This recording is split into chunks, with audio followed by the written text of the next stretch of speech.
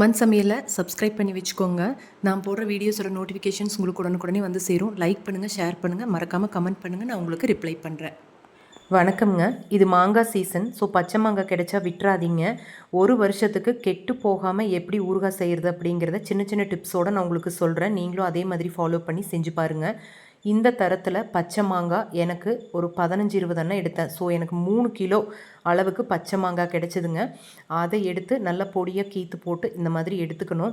இதை வந்து 1/2 கிலோ கல்லுப்பு போட்டு நல்லா கலந்து 2 நாள் அந்த உப்புலேயே ஊறட்டுங்க. அதுக்கப்புறமா எடுத்து சன்ட்ரை பண்ணணும். நல்லா வெயிலில் போட்டு உலர்த்தி திரும்பவும் அந்த உப்பு தண்ணியிலேயே போட்டு வச்சிடணும். இந்த மாதிரி ஒரு 2 நாளைக்கு பண்ணணும். அது பண்ணுனா இந்த மாதிரி தான் இருக்குங்க. நல்லா அந்த உப்பு தண்ணியெல்லாம் இழுத்துட்டு கொஞ்சம் ட்ரை ஆகும். அந்த சமயத்துக்கு நம்ம ஊறுகாய் தாளிச்சிடலாம். அதுக்கு தேவையான மிளகாத்தூள் எவ்வளவுன்னா 250 கிராம் மிளகாத்தூளை நல்லா அந்த ட்ரையான மாங்காய்க்குள்ளே அந்த உப்பு தண்ணியிலேயே தான் போடணும். நல்லா கலந்து விட்டுருங்க. இப்போது ஒரு ஊறுகாய் பொடி நம்ம தயாரிக்க போகிறோம். அதுக்கு வந்து நல்லா 4 டேபிள் ஸ்பூன் அளவுக்கு வெந்தயம் எடுத்துருக்கேங்க. 4 டேபிள் ஸ்பூன் அளவுக்கு கடுகு எடுத்திருக்கேன். ரெண்டும் செவந்து வெடித்து வரும்போது அடுப்பை ஆஃப் பண்ணி நல்லா ஆற விட்டு பவுடர் பண்ணி வச்சுக்கலாம். அப்புறம் இன்னொரு வானிலையில் 1 லிட்டர் அளவுக்கு நல்லெண்ணெய் எடுத்துருக்கேங்க. இது நல்லா சூடாகட்டும். சூடானதுக்கு அப்புறமா கடுகு போட்டுக்கலாம்.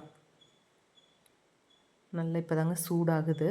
இந்த ஸ்டேஜில் கடுகு போட்டுருங்க. கடுகு நல்லா வெடித்து வரட்டும். அதுக்கப்புறமா பெருங்காயத்தூள் அதுலேயே சேர்த்துடலாம். ஸ்டவ் ஆஃப் பண்ணிவிட்டு மஞ்சள் தூள் 1 டீஸ்பூன் அளவுக்கு மஞ்சள் தூள், இது நேச்சுரல் ப்ரிசர்வேட்டிவ்.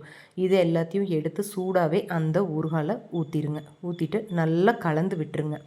கலந்து விட்டதுக்கப்புறமா ஒரு நல்ல கண்ணாடி ஜார் இல்லைன்னா பீங்கான் ஜார் தண்ணி இல்லாமல் சுத்தம் பண்ணி அதில் வந்து நம்ம ஸ்டோர் பண்ணி வைக்கணும். இந்த மாதிரி மாங்காய் பவுடரையும் போட்டுட்டு நல்லா கலந்து விட்டுருங்க. அந்த வெந்தயம் கடுகு பொடி போட்டோம் இல்லைங்களா, அதுதான் மணமே.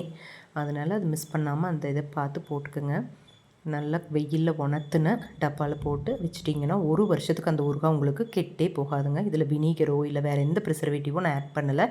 நேச்சுரலாகவே இது 1 வருஷத்துக்கு கெட்டு போகாமல் நம்ம பாதுகாக்க முடியும். நீங்கள் கையாளுற விதத்தில் தான் இருக்குது. இப்போ கடைசியாக இந்த வடைச்சட்டி சோறு இது செய்யலைன்னா இந்த ஊறுகாய் செஞ்சதுக்கு அர்த்தமே இல்லை. நீங்களும் ட்ரை பண்ணி பார்த்துட்டு சொல்லுங்கள். தேங்க்யூ.